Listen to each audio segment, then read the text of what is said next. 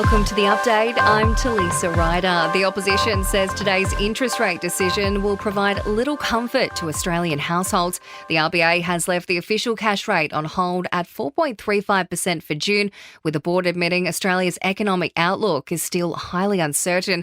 Shadow Treasurer Angus Taylor says the Albanese government is only adding to the problem. We are facing a dangerous cocktail right now of low growth. We've had 5 quarters where GDP per person hasn't grown, a household recession which is bearing down on every Australian family, and at the same time persistent inflation. Chinese Premier Li Qiang has stopped into Perth on the final day of his high-profile visit to Oz. Anthony Albanese joining the Premier for a banquet in the CBD before heading to a lithium plant in Kwinana. It follows growing calls for the PM to seek an apology from Qiang after an Aussie journalist was blocked from cameras at a joint media conference earlier in the week.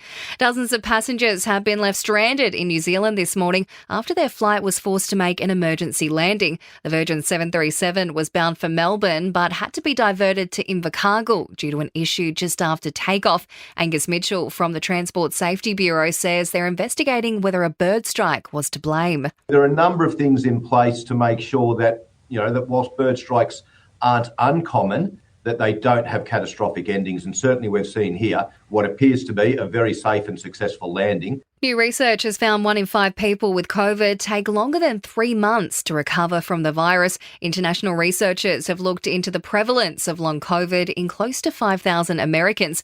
Women and those who are already in poor health were more likely to take longer to feel better. And new phone handsets are being handed out to 12,000 people ahead of the 3G shutdown. Telstra is providing the mobile phones to the disadvantaged, elderly or remote customers to ensure they remain connected. Sport and entertainment are next.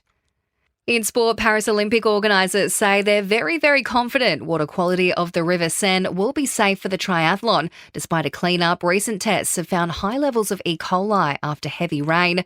And it's been a positive start for the Australian tennis players at the Queen's Club Championships in the lead-up to Wimbledon. Rinky Hijikata and Jordan Thompson are through to the second round. In entertainment news, Katy Perry has given fans a first taste of new music and a racy new look as she prepares to launch a career comeback. Sexy, confident, so intelligent.